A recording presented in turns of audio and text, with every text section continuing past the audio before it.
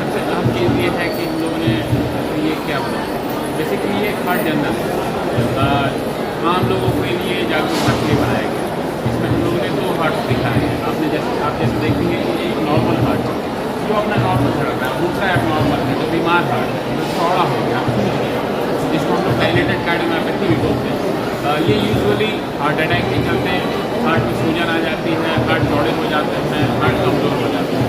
तो दूसरे कारण होते हैं वो होते हैं नॉन इश्केमिक डायलेटेड कार्डियोमायोपैथी, जिसमें बिना नसों में ब्लॉकेज के चलते हार्ट की मांसपेशियों में कमजोरी होती है। ये यूजुअली जो है ना हार्ट के इन्फेक्शन के चलते हो सकता है, वेल्व में लीकेज के चलते हार्ट चौड़े हो सकते हैं, या हार्ट के मांसपेशियों में कोई कॉन्जेनिटल हार्ट डिजीज के चलते, या फिर मायोकार्डाइटिस हो गया, या डेंगू का असर अगर हार्ट में पड़ गया है, जनरल बॉडी इन्फेक्शन का असर अगर हार्ट में पड़ गया है, तो ये हार्ट जो है चौड़ा होता है। ऐसे मरीज यूजुअली जो है ना हार्ट फेलियर में जाते हैं। अगर हार्ट कमज़ोर रहती है तो हार्ट की पंपिंग क्षमता जो है ना नॉर्मल से कम हो जाती है। नॉर्मली हार्ट की पंपिंग क्षमता जो है, जिसको हम लोग इंजेक्शन फ्रैक्शन बोलते हैं, left ventricular injection fraction normally 55 से 65% होती है।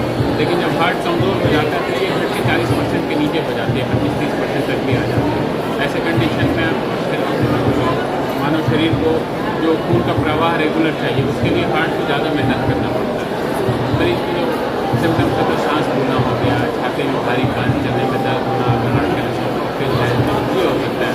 तो तीसरा होता है वो मरीज को लगता है कि हमें जो है ना नमी की शिकायत है, प्रैक्टिकली हार्ट की कमजोरी के चलते वो सांस फूलती है, मरीज को इस कंडीशन में एडमिट करने की जरूरत पड़ जाती है। कभी कभी बहुत एक्सट्रीम केसेस हो जाते हैं, जब बहुत देरी हो जाती है हॉस्पिटल में आते आते तो ऐसे मरीजों को वेंटिलेटर पर भी डालने की ज़रूरत पड़ जाती है। अब इसका उपचार क्या है? उपचार ये है, सबसे पहले तो हम लोगों को जागरूक होना चाहिए। कोई भी सांस फूलना तो हम लोग जो है ना नॉर्मल ही एक्सप्लेन कर सकते हैं। अगर किसी को पहले जो काम कर रहे हैं, जैसे कोई आदमी जो है ना वो 3 फ्लोर सीढ़ी आराम से चढ़ जाता था, अगर 3 फ्लोर सीढ़ी चढ़ने में दिक्कत महसूस हो रही है, या उसे रुकना पड़ रहा है बीच में, या अगर उसकी सांस फूल रही है इस सीढ़ी चढ़ने के दौरान, तो उसको तुरंत डॉक्टर से मिलना चाहिए, क्योंकि ये नई चेंजेस जो है ना शरीर में आ रही है। ये इसका कॉमन कारण या तो हार्ट फेलियर हो सकता है, हार्ट कमज़ोर होने के चलते हो सकता है, या हार्ट में कसाव आने के चलते ऐसा हो सकता है। जो अलग कारण है वो फेफड़े की परेशानी, अगर वो शुरू करते हैं उसके चलते फेफड़े की परेशानी होती है, या चक्कर होता है, ऐसे कंडीशन में भी जो है सांस फूल सकती है। अगर हार्ट की कमजोरी है और कोई हार्ट का ब्लॉकेज निकल आता है, सिग्निफिकेंट ब्लॉकेज है, तो ऐसे कंडीशन में उसकी एंजियोप्लास्टी या बाईपास सर्जरी करने की जरूरत पड़ती है, जिसके चलते हार्ट पर थोड़ा इफेक्ट पड़े, हार्ट मजबूत हो। इसके अलावा दवाइयों का बहुत अहम रोल है। लोग सोचते हैं कि एक बार हार्ट का ऑपरेशन करा लिए या एक बार एंजियोप्लास्टी करा लिए तो हमें अब कोई परेशानी नहीं, कोई चिंता का विषय नहीं है, हम चिंता मुक्त हो गए। वैसी कोई बात नहीं होती है। दवाइयाँ अगर रेगुलर नहीं खाएंगे, हार्ट फेलियर की जो दवाइयाँ होती है वो रेगुलर नहीं खाएंगे, तो हार्ट का जो बाईपास ऑपरेशन होता है या एंजियोप्लास्टी जो हम लोग कहते हैं, उसको कोई फायदा नहीं होने वाला है। दवाइयाँ का जिंदगी भर का सेवन करना होगा।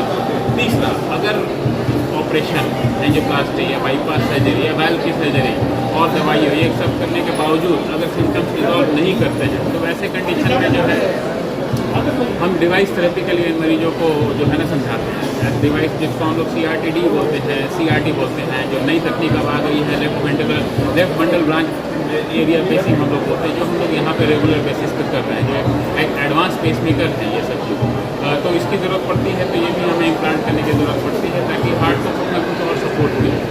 अब ये इन तीनों चीज़ों करने के बावजूद अगर सिम्टम्स हो रहे हैं पेशेंट को, ब्लड प्रेशर मान लीजिए कम हो जा रहा है, या बार बार हार्ट फेलियर के चलते हॉस्पिटल एडमिशन करने की जरूरत पड़ रही है, तब हमें हार्ट ट्रांसप्लांट के बारे में सोचना पड़ता है। क्योंकि हमारी जितनी इलाज करने की क्षमता है एक डॉक्टर के हाथ में, वो ये 3 स्टेप तक ही लिमिटेड होती है। चौथा स्टेप जो हार्ट ट्रांसप्लांट का होता है, जो क्योंकि हार्ट ट्रांसप्लांट यूजुअली 65 साल से कम उम्र के लोगों को लिए एडवाइजेबल है, जिससे और कोई बहुत ज़्यादा परेशानी नहीं है, किडनी की बीमारी बहुत ज़्यादा नहीं है।